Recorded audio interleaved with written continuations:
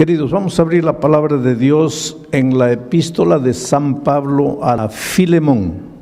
La epístola de San Pablo a Filemón, solo hay un capítulo. Vamos a leer los versículos 1, 2 y 3.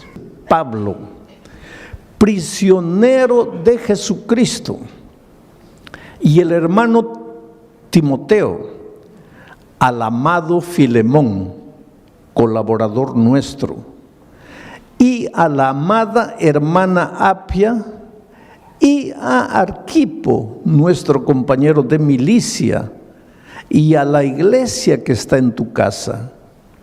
Gracia y paz a vosotros, de Dios nuestro Padre y del Señor Jesucristo. Ahora tú puedes leer el texto y preguntar así: ¿qué mensaje Dios tiene para mí? Por ejemplo, si tu hijo está en las drogas, ¿cómo te ayuda este texto a resolver ese problema? Si tu matrimonio está hecho pedazos, ¿cómo te ayuda este texto a resolver tu problema? Si estás desempleado, ¿de qué manera este texto te ayuda? Si vives peleando con tu patrón o con tu empleado, con tu vecino, ¿de qué manera este texto te ayuda? Si estás prisionero de un vicio, ¿cómo este texto te va a ayudar a quedarte libre de ese hábito? Esto es lo que hay que entender. Y ese es el trabajo del predicador. Y es por eso que el predicador, antes de venir a predicar una hora, tiene que estar horas y horas y días y semanas analizando el texto y estudiando y tratando de entender y pidiéndole a Dios iluminación. Pero aquí hay un mensaje poderoso para ti. Vamos a comenzar diciendo así: Pablo, prisionero de Jesucristo. La mayor parte, en la mayor parte de sus epístolas, de sus cartas, Pablo se identifica como apóstol de Jesucristo, apóstol de Jesucristo, apóstol de Jesucristo. Esta carta es la única carta donde él se presenta como prisionero de Jesucristo. ¿Qué piensan ustedes? ¿Por qué lo hace? Porque justamente va a hablar a un hombre que tenía prisionero a otro hombre. En esta carta Pablo va a hablar de libertad, pero antes de hablar de libertad necesita hablar de esclavitud, de prisión. Cuando Pablo dice, Pablo, prisionero de Jesucristo, estaba preso en Roma, pero no se llama él prisionero de Jesucristo porque estaba preso en Roma. Él se dice prisionero de Jesucristo, no prisionero por Jesucristo. Estaba preso por causa de Jesucristo. Pero ese no es problema. El sufrimiento que viene a tu vida por causa de Jesucristo, ese no es problema. Lo que él quiere destacar es que él es prisionero de Jesucristo. Y es prisionero del amor, por el amor. Una cosa es ser prisionero de la fuerza, por la fuerza. Y otra cosa es ser prisionero del amor, por el amor. En los tiempos de Pablo había en el Imperio Romano y en todo el territorio que el Imperio Romano dominaba, había 5 millones de esclavos, por lo menos. ¿Cuántos habitantes tiene Sydney? Australia tiene 20 millones. Sydney no debe tener más de 5 millones. O sea, todos los habitantes de Sydney y más era la cantidad de prisioneros que había en los territorios que dominaba el Imperio Romano. Mucho esclavo. Ahora tú sabes que el esclavo no tiene voluntad propia. Porque el esclavo no puede ir a donde quiere, el esclavo no puede hacer lo que quiere, el esclavo no puede estudiar, el esclavo no puede comprar, el esclavo no puede vender, porque el esclavo no es dueño de nada, el esclavo no se pertenece a su señor, a su patrón. En esos tiempos habían patrones que compraban esclavos jóvenes solo para que ellos procreasen 15, 18, 20 hijos. ¿Para qué? Para vender a los esclavitos, porque ellos, los esclavos, no eran dueños ni de sus propios cuerpos, ni de sus hijos. El esclavo no tenía vida. En el fondo, al terminar la serie de estudios de Filemón, tú te vas a dar cuenta que todos nosotros somos esclavos. Esclavos del pecado, esclavos de las circunstancias, esclavos de hábitos, esclavos de nuestro carácter, esclavos del dinero, esclavos de los placeres, esclavos, en el fondo, todos esclavos de un enemigo que quiere destruirte, que quiere verte infeliz, que quiere arruinarte. En los tiempos de Pablo había unos hombres ricos llamados mecenas. Después, más adelante, los mecenas fueron conocidos como hombres ricos que ayudaban a artistas, a pintores, a escritores, a músicos. Pero originalmente el mecenas era un hombre rico que tenía un gran corazón, que veía cómo los patrones esclavizaban y masacraban y hacían sufrir a su esclavo. Entonces ese hombre rico, como tenía mucho dinero, iba y le decía al patrón: ¿cuánto quieres por este esclavo? $10,000. Muy bien, aquí están tus $10,000, dame al esclavo. Entonces se lo llevaba al esclavo a su tierra, a su casa.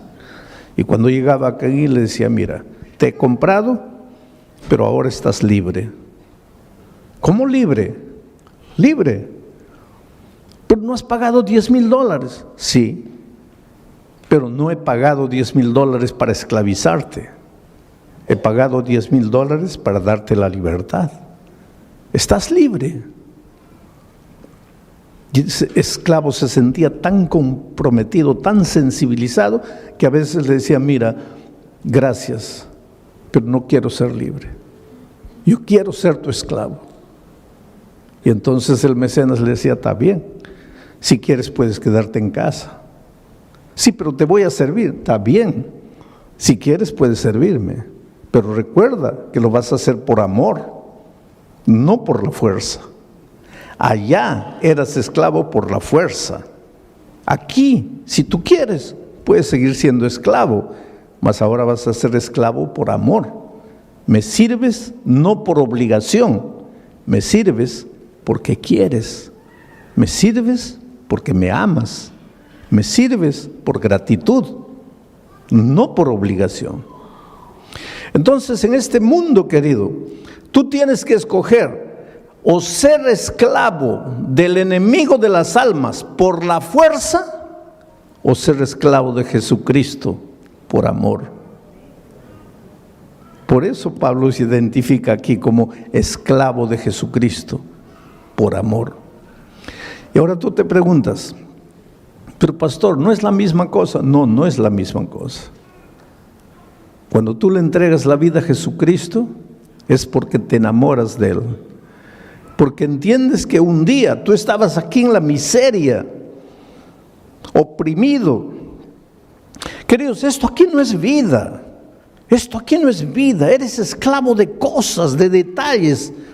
El enemigo te tiene aquí masacrado. Por eso Pablo, en su epístola a los Colosenses, le llama a esto el reino de la muerte. Tú te escapas del Señor Jesucristo, vienes para esta tierra pensando que vas a ser libre y te entregas al reino de la muerte. Aquí no eres feliz. Aquí tu hogar se destruye. ¿Por qué? Porque tú mismo estás destruido por dentro. Y Jesucristo viene, ingresa al reino de la muerte y te compra, no con oro ni con plata, no te compra por $10,000, te compra con su sangre preciosa. Y te lleva al territorio de la vida y te dice: hijo, ya pagué el precio, ya no necesitas vivir sufriendo como antes, estás libre. Y ahora tú amas al Señor Jesucristo y le dices: Señor, está bien, estoy libre, pero te voy a servir por amor. Vamos a seguir analizando el texto. Dice Pablo, prisionero de Jesucristo, y el hermano Timoteo, que ayudaba como secretario a Pablo, escribe al amado Filemón, colaborador nuestro, al amado Filemón. No era amado de Pablo, aunque Pablo lo amaba.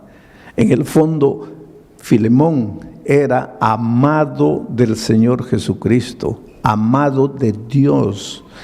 Y esta es otra de las cosas que tienes que entender. Tú eres amado de Dios, tú eres precioso para Dios. En todos estos años de pastor, para mí, la cosa más difícil ha sido hacerle entender al ser humano que es amado de Dios. Te voy a decir una cosa, Dios te ama, te ama, te ama de una manera que tú jamás vas a entender. Dios te ama. La gente dice así, pero pastor, ¿cómo Dios puede amarme si yo soy malo? Dios te ama. Si eres bueno, te ama. Si eres malo, te ama. Si aceptas la palabra de Dios, te ama. Si la rechazas, te ama.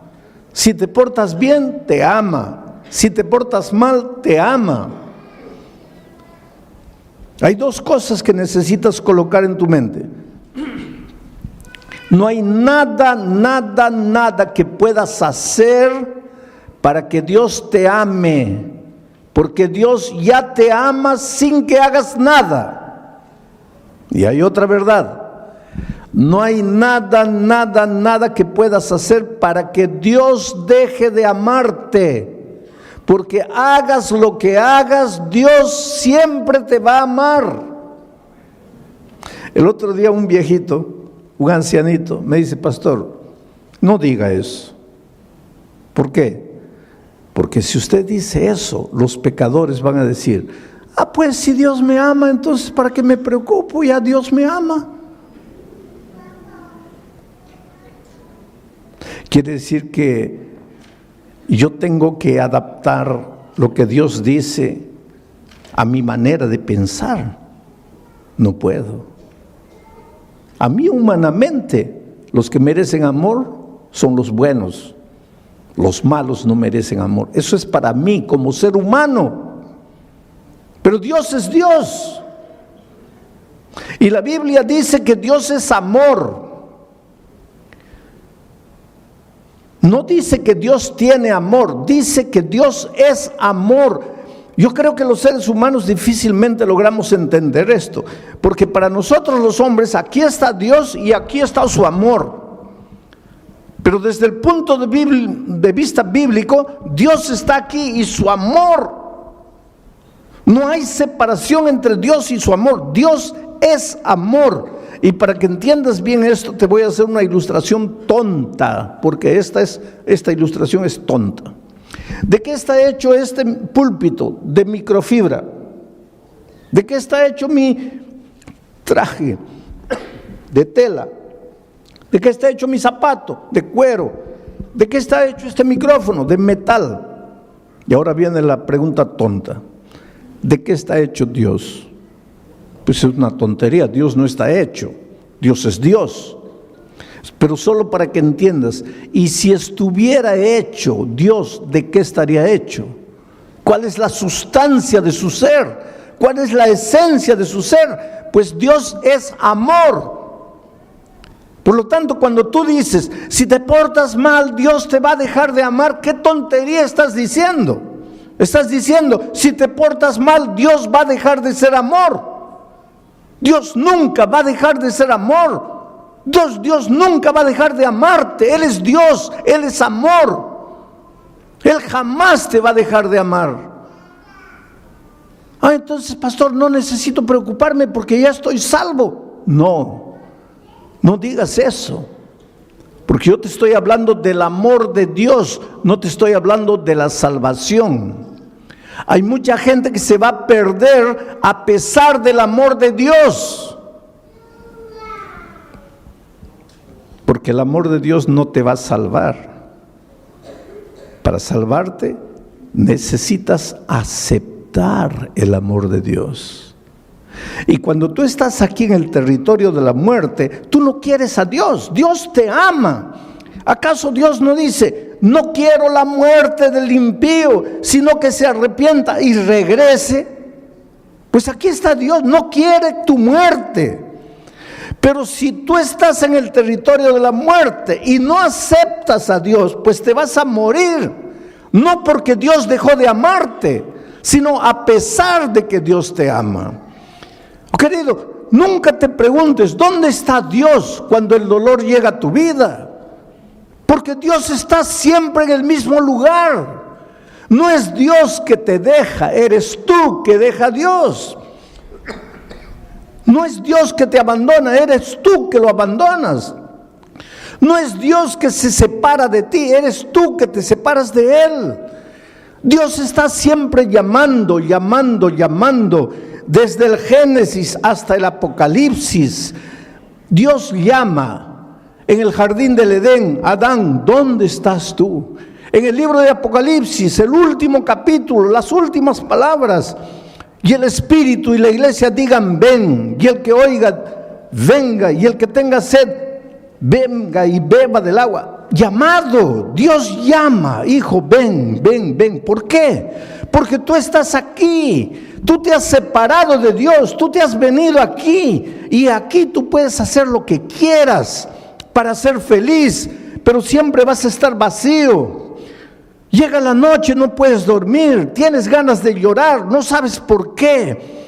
Te esfuerzas, nada te sale bien. Te casas lleno de amor, en poco tiempo tu hogar está destruido. Traes al mundo un hijo con alegría, lo educas, lo amas. Cuando llega a grande, él se destruye solo. No sabes qué hacer, no tienes paz. ¿Por qué? Porque estás separado de Dios. Aquí en el territorio de la muerte puedes hacer lo que quieras. Nunca vas a estar completo. Necesitas devolverte al Señor Jesucristo. Aquí eres esclavo del enemigo por la fuerza. Necesitas ser esclavo del amor por el amor. Y eso es lo que Pablo dice. Pablo, prisionero de Jesucristo, y el hermano Timoteo, al amado Filemón, colaborador nuestro, y a la amada hermana Apia y Arquipo, nuestro compañero de milicia. ¿Quién era Apia, esposa de Filemón? ¿Quién era Arquipo, hijo de Filemón y de Apia? Interesante que Pablo dice que en la casa de ellos había una pequeña iglesia. La iglesia cristiana en sus orígenes no construyó templos. Tú sabes que el primer templo fue construido por un emperador muy conocido por nosotros, porque ese emperador tuvo dos ideas, entre comillas, extraordinarias para él y para el enemigo de Dios. ¿Sabes cuáles fueron esas dos ideas? La primera idea, cambiar el día de reposo del sábado para el domingo. ¿Cómo se llamó ese emperador? Constantino. Pero él tuvo una segunda idea, construir un templo, porque hasta Constantino nunca se había construido templos. Y te estoy hablando del siglo III. ¿Y dónde se reunía la iglesia cristiana en sus primeros años? En las casas o en las sinagogas, porque habían judíos enteros que se convertían y la sinagoga se quedaba vacía. Y entonces se reunían en las sinagogas, pero en la sinagoga no había púlpito, la gente no estaba ahí y el predicador aquí. En la sinagoga las bancas eran así. Entonces se conversaba, se estudiaba. Y después en las casas.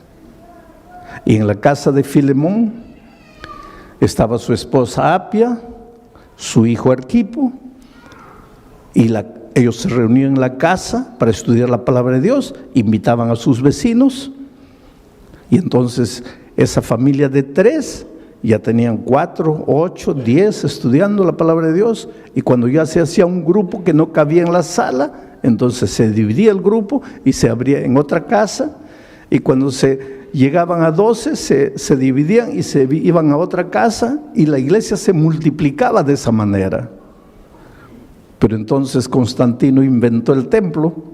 Como él se convirtió al cristianismo entre comillas, pues ahora tenía todo el dinero del gobierno, construyó un templazo enorme y las personas salieron de las casas y se fueron al templo.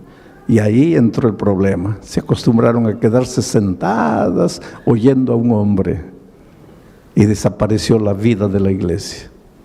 Si tú quieres devolverle vida a la iglesia, no digo ahora que no nos reunamos como cuerpo todos en un templo, pero la vida de la iglesia tiene que estar en las casas, en los grupos pequeños en las casas. Esto es bíblico. Y en los lugares donde la iglesia ha vuelto a vivir en las casas, la iglesia crece espiritualmente y se multiplica, porque es más fácil para el vecino caminar 10 pasos a la casa del vecino que caminar 15 kilómetros hasta el templo. Entonces la vida está en las casas. Era así que la iglesia se multiplicaba en los primeros años. Pero mi mensaje esta noche está en el último versículo. Gracia y paz a vosotros, de Dios nuestro Padre y del Señor Jesucristo. Esa no es una simple manera de saludar, gracia y paz. Allí está la esencia de la vida cristiana. Porque para ser feliz en la vida, para ser próspero, necesitas primero paz. Un hombre que no tiene paz, una mujer que no tiene paz, no puede ser vencedor. Si tú te preguntas, pastor, ¿por qué nada me da resultado en la vida? Yo te respondo en el nombre de Jesucristo, no tienes paz en tu corazón. Y la paz no es resultado de tratamiento psicológico, no es resultado del análisis, del psicoanálisis. La paz es resultado de la gracia. Si tú aceptas la gracia de Jesucristo, el resultado va a ser la paz. Pero quiero explicarte esto. El ser humano es como un triángulo. Tiene un lado mental, emocional. Aquí, este lado, mental, emocional. ¿Por qué coloco en el mismo lado la mente y las emociones? Porque nosotros somos interesantes. Yo te amo con todo mi corazón. Nadie ama con el corazón. El corazón es un órgano del cuerpo que solo tiene una función. Su función no es amar. Su única función es bombear sangre. Nadie ama con el corazón. Se ama con la cabeza. Pero poéticamente es, te amo con todo mi corazón. Tu pobre corazón está bombeando sangre, no está ni preocupado en amar. Quien ama es tu cabeza. Una persona odia con la cabeza. Una persona peca comenzando con su cabeza. Una persona se resiente con su cabeza. De aquí nacen las emociones. Por eso todos los seres humanos tienen un lado mental, emocional. Tienen un lado físico. Tienes hambre, tienes sueño, te cansas, tienes un lado físico, un cuerpo. Y tienes un lado espiritual. Todas las personas tienen este lado espiritual. La felicidad en la vida, si quieres ser feliz, es simple. Este triángulo tiene que estar perfecto. Cuando este triángulo se desregula, eso se llama infelicidad. Cuando este triángulo se va para aquí o se va para allá, cuando este triángulo se deforma, allí surge el desorden humano. Por eso, para ser plenamente feliz, el triángulo tiene que estar perfecto, así. La base de ese triángulo es esto, el lado espiritual. El lado espiritual es lo que le da sustentación al triángulo. Cuando tu lado espiritual va bien, tu lado emocional, mental va bien y tu lado físico va bien. Pero la base es el lado espiritual. Esto se llama paz. Estás en paz cuando estás en armonía, cuando el triángulo está perfecto. Todos los seres humanos tenemos un lado mental, emocional, un lado físico y un lado espiritual. Quieras o no quieras. El otro día yo viajaba de San Pablo a Brasilia y a mi lado estaba sentado un periodista brasileño famoso por ser un gran periodista y famoso por ser ateo. Y él no esconde el hecho de que sea ateo. Pero en la conversación, pues, me preguntó quién era y yo le dije que era pastor. Y comenzamos a hablar de asuntos espirituales. Y él me dice, mire, pastor, yo no soy un ser espiritual. ¿Por qué? Porque yo no creo en Dios. Le digo, pero usted puede no creer en Dios, pero usted tiene un lado espiritual. No, pastor, no me entiende. Yo no creo en Dios, yo no creo en esas cosas, por lo tanto yo no tengo ese lado espiritual. Hay mucha gente que piensa así, no, yo no tengo el lado espiritual. No, eso no depende de ti, querido. Eso no depende de ti. Tú estás vivo, entonces eres un ser mental, emocional, físico y espiritual, aunque no quieras. Por ejemplo, si tú me dices, pastor, yo no tengo el lado físico, yo no tengo hambre. Está bien, puedes decir, pero vas a tener hambre. No, yo no creo en el hambre. Está bien, puedes no creer, pero vas a tener hambre. Pero pastor, yo puedo escribir un libro diciendo que el hambre no existe, pero cuando llega la hora de comer, vas a tener que comer, porque eso no depende de ti. No eres tú. Dios te ha hecho así. Tú odias, tú amas, porque tienes un lado espiritual. Tú tienes hambre, tú te cansas, tú duermes porque tienes un lado físico, no depende de ti. Y tú tienes un lado espiritual, no depende de ti, lo tienes. ¿Sabes cuál es la tragedia del ser humano? Que hace todo para desarrollar su lado mental, emocional. Hace todo para desarrollar su lado físico, pero no hace nada para desarrollar su lado espiritual. Y sin embargo es el lado espiritual que sustenta la unidad de su ser. Entonces por eso es que el ser humano en este lado le va bien, tiene un título doctoral, tiene buen empleo, pues hace psicoanálisis, pero algo le falta. En este lado pues hace ejercicio, se cuida, se alimenta bien, pero algo le falta. Y se pregunta, pero ¿por qué no soy feliz? Pero es que te está faltando el lado espiritual. Y para que sientas que está bien esto, tienes que devolverte al que te creó. Porque hay una cosa, tú viniste de las manos de Dios, por lo menos. Yo espero que tú creas que viniste de las manos de Dios, y si esta noche estás aquí es porque crees que has venido de las manos de Dios. Si no viniste de las manos de Dios, solo puedes ser fruto de la evolución. Hay mucha gente que cree que el ser humano es fruto de la evolución. Si eres fruto de la evolución, entonces eres fruto del acaso. Eres una coincidencia. Y si eres fruto del acaso, tú no sabes de dónde vienes y no sabes a dónde vas y no sabes por qué viniste al mundo. Yo prefiero creer que vengo de un Dios de amor, que tiene un plan para mí, y que si las cosas no están andando bien en mi vida es porque no he descubierto ese plan. ¿Dónde está ese plan? En la palabra de Dios. El otro día alguien me dice, pero pastor, yo no quiero estudiar la Biblia porque no quiero cambiar de religión. Hay mucha gente que piensa que hay que estudiar la Biblia para cambiar de religión. La Biblia no tiene nada que ver con religión. La Biblia tiene que ver con la vida, con tu vida.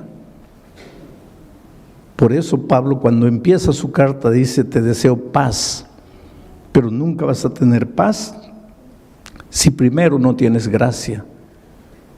¿Qué cosa es gracia? Viene de la palabra gratis. No tienes que hacer nada para salvarte. No tienes que comprar la paz. No tienes que comprar el sueño. No tienes que comprar el amor. Tú no eres salvo porque merece. Nadie merece. Todos estamos destituidos de la gloria de Dios. Todos hemos pecado. Tú necesitas gracia. Tú necesitas ser amado. Tú necesitas devolverte. Tú necesitas reconocer que lejos de Jesús nunca serás feliz. Por eso estas 4 noches te voy a mostrar tu necesidad de Jesucristo. Pastor, ¿esto que acabo de predicar funciona? Claro que funciona. Y te voy a mostrar ahora con una historia de la vida real cómo esto funciona. Yo estaba predicando hace algunos años atrás en la ciudad de Santa Cruz de la Sierra, en Bolivia. ¿Hay algún boliviano aquí? Bueno, ahí hay una señora boliviana, qué bueno. ¿No es de Santa Cruz de la Sierra? No, muy bien. Yo estaba predicando en Santa Cruz de la Sierra. Ahora en el mes de septiembre vuelvo a Santa Cruz de la Sierra, vuelvo a Bolivia para predicar 4 noches, una en La Paz, otra en Oruro, otra en Cochabamba y otra en Santa Cruz. Pero yo estaba predicando en Santa Cruz en un estadio así cubierto para unas 5,000 personas. Y pues todas las noches cuando yo termino de predicar hago un llamado, pido a las personas, ¿cuántos quieren aceptar a Jesucristo y venir aquí adelante? Esta noche también voy a hacer una invitación, más adelante, ahorita no. Pero ¿por qué digo que las personas se levanten y vengan? Por un simple motivo. Yo no soy simplemente un expositor de un tema, yo soy un pastor, yo soy un predicador. Y mi misión no es solo exponerte un tema y decirte que Dios te bendiga. Mi misión es llamarte, traerte a Jesucristo. Es hacer que tú le abras el corazón a Jesús. Y es por eso que al final de mi mensaje siempre digo, ¿cuántos quieren levantarse y venir y entregar la vida a Jesucristo? Y eso es lo que hice allá en Santa Cruz de la Sierra. Y la primera persona que se levantó fue un borracho, un ebrio. Pero no era un ebrio porque hay un ebrio que se puede controlar. Este pobrecito estaba acabado por la vida y vino por el corredor así todo tambaleándose. Y pues lógicamente que la gente comenzó a reír porque seguramente pensaba, ese pobre hombre no sabe ni entiende lo que está haciendo. Y el pobrecito vino aquí y se paró aquí y ni podía estar firme, aquí también estaba todo así. Y lloraba. Y pues tampoco eso es raro porque los borrachos lloran por todo, ¿no? Entonces estaba ahí llorando. Pero lo que me llamó atención es que era un andrajoso, ropa sucia. Se notaba que esa ropa no salía de su cuerpo hace meses. Todo mugriento. Cabello largo, sucio. Barba. Y olía mal, olía feo. Porque después de él, mucha gente comenzó a venir. Pero cuando llegaban cerca de él, así con discreción se retiraban un poco distante, porque no podían aguantar el olor de ese hombre. Horrible. Pero ahí estaba él. Bueno, terminó esa noche. La siguiente noche dije así: los que anoche se han levantado, ya no se levanten hoy, porque anoche ya se levantaron. Hoy día yo quiero que se levanten solo los que no estuvieron anoche. A ver, ¿quién es la primera persona que se va a levantar? ¿Y quién aparece ahí atrás? El borracho nuevo. Y llega aquí. Y pues la gente ahora sí se largó a reír, porque dijo, ahí está la prueba de que no entiende nada. Porque si el pastor dijo que los de anoche ya no se levantan y él vuelve a levantarse, pues está borracho. La tercera noche, pregunto, ¿quién es la primera persona? Y yo pensé, el borracho va a aparecer. No apareció. La otra noche no apareció, bueno, pensé ya no vino más. Pero la última noche hice otra invitación. Dije, mire, todas las noches les he llamado para que ustedes se levanten y vengan y le entreguen la vida a Jesucristo. Pero esta noche quiero invitarles, ¿cuántos quieren bautizarse? Y la primera persona que se levantó fue un hombre, camisa blanca, pantalón jeans, y traía una Biblia en la mano, y venía así. Y llegó aquí al frente. Se notaba que estaba bien peinadito porque se había echado bastante gel en la cabeza, su cabello estaba duro. Y aquí al frente con su Biblia así lloraba y lloraba y lloraba. Mucha gente vino esa noche. Y yo le dije, espera, yo te conozco a ti. Y él levantó la cabeza y dice, pastor, el borracho soy yo. Pero no estaba borracho. Estaba sano, se había bañado, se había cortado el cabello, la barba. Estaba bien vestido. Bueno, terminó aquella noche, comenzó el bautismo, yo me fui al camarín, estaba sentado ahí. Cuando salgo lo veo en el corredor, llorando. Y me acerco y le digo, oye, ¿qué fue? Y él dice, pastor, es que yo quise bautizarme esta noche, pero los hermanos no quieren. Dicen que si el domingo yo he estado borracho, ¿cómo me voy a bautizar hoy día? Ellos quieren que yo espere. Y él dice, sí, yo entiendo, pastor. ¿Quién va a creerme? ¿Quién va a creer en mi conversión si hace 5 días yo estaba borracho? Lo que nadie sabe es mi historia, pastor. ¿Qué historia? Me dice, pastor, yo tenía 20 años, 21 años, era un ingeniero bien empleado en una de las mejores empresas mineras de mi país. Una carrera profesional brillante. Me casé con otra niña de 20 años. Nos fuimos de miel. Y cuando regresábamos, yo dormité en el tránsito, en el volante. El carro salió, caí a un abismo. Mi esposa murió y yo salí vivo. Y este hombre comenzó a llorar más y dice, pastor, yo maté a mi esposa. Le digo, pero muchacho, me acabas de decir que fue un accidente. Fue un accidente, pastor. Pero quien estaba manejando el carro era yo. Quien dormitó fui yo. Quien tenía que morir era yo. Pero yo salí vivo y mi pobre esposa murió. Ese día se acabó mi vida, pastor. Ya no me interesó nada. En ese tiempo yo no tenía a Jesucristo. Y un hombre sin Jesucristo, ¿qué puede hacer? Pues yo hice lo que todo hombre que no tiene a Dios hace. Me entregué a la bebida, comencé a beber. En 6 meses, después de muchas advertencias, perdí el empleo por causa de la bebida. A mí no me interesaba nada. Pastor, estamos cumpliendo ahora, este año, 30 años de aquel incidente. 30 años. Yo perdí el empleo, me escondí de la familia, me vine a Santa Cruz. Yo no vivo, pastor, yo soy un animal.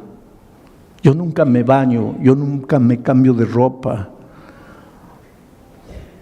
Yo casi ni como, pido limosna para comprar bebida. Yo vivo permanentemente borracho. Hace 30 años yo no paro de beber un día. Duermo en los cementerios, duermo en la calle.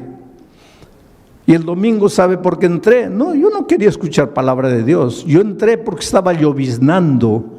No tenía dónde esconderme la lluvia. El único lugar abierto era el Coliseo.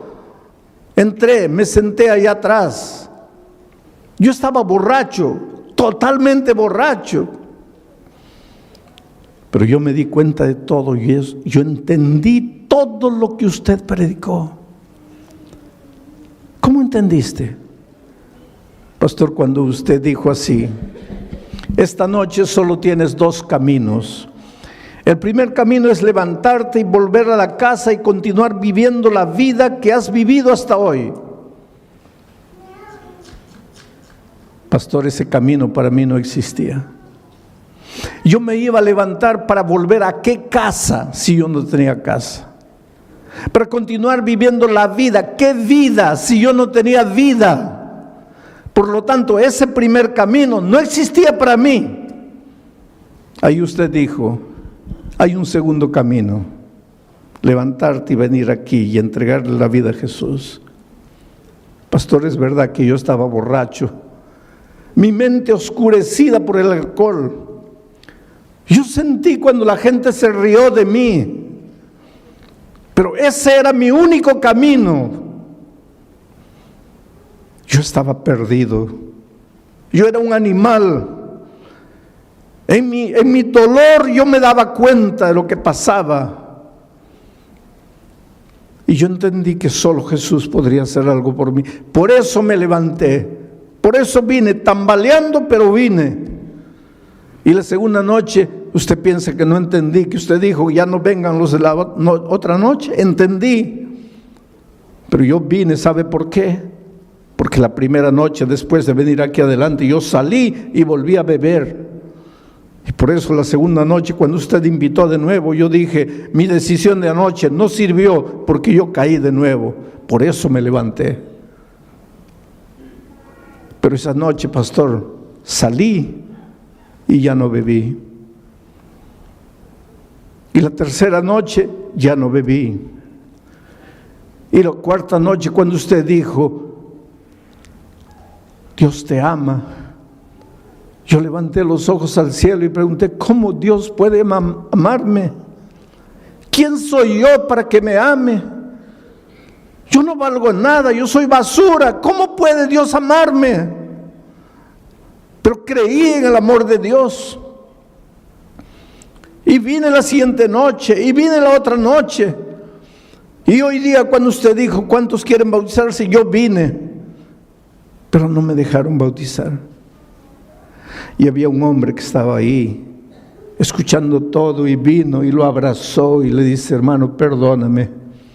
El que dijo que no podía bautizarte fui yo, pero es que no conocía tu historia. Realmente Dios hizo un milagro por ti. 5 años después yo regresé a Santa Cruz de la Sierra para predicar en ese mismo coliseo. Y cuando llegué al coliseo, mucha gente, miles de personas entrando. Y había un hombre de chaleco fosforescente, con un radio en la mano, con una linterna en la otra, corría de un lado para otro, daba órdenes, cierren aquella puerta, abran la otra, eso, y aquí, corre para allá. Y cuando llegó mi carro, él comenzó a transmitir, llegó el pastor, abran la puerta de atrás y tal. Y el pastor me dice, pastor, ¿se acuerda de este hombre? No. Es el borracho de 5 años atrás. Ahora está coordinando todo el sistema de seguridad del evento, transformado por Dios. Está bien empleado. En esa época estaba de novio, se iba a casar. Ahí yo me pregunto, ¿quién es Jesús? ¿Quién es Jesús? Que te encuentra en la vida destruido, acabado. Tal vez no como este borracho, pero te encuentra con tu vida hecha pedazos. Te esfuerzas para ser feliz. Te esfuerzas para salir, después esfuerzas para vencer. Pero cuando llega la noche te sientes solo. Te preguntas, ¿qué hago en esta vida? ¿Para qué vine? ¿Para qué nací? ¿Quién es Jesús capaz de encontrarte donde estás y transformarte por completo? Por eso Pablo dice, gracia y paz. ¿Cómo vas a tener paz si no entiendes lo que es gracia? ¿Cómo vas a entender lo que es gracia si no sabes lo que es el amor de Dios? Esta noche yo te digo en el nombre de Jesucristo, déjate amar. Déjate amar. Ven a Jesús como estás. Entrégale tu vida, ríndete a Él. Deja de lado tus preconceptos.